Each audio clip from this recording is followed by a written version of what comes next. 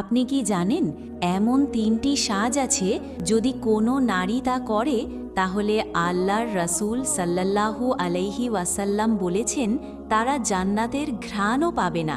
ভাবুন তো, শুধু সাজের কারণে কেউ চিরকাল জাহান্নামে থাকবে। আপনি কি জানেন সেগুলো কি? তার আগে ভিডিওতে লাইক দিন আর কমেন্টে লিখুন আল্লাহ আমাদের হেফাজত করুন।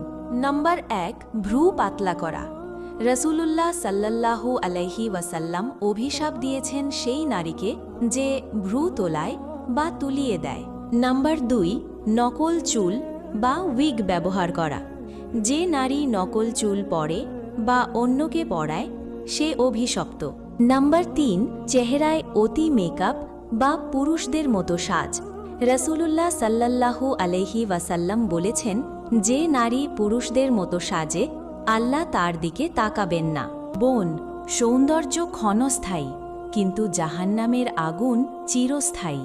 আজই তওবা করুন, আল্লাহর জন্য সাজুন, দুনিয়ার জন্য নয়।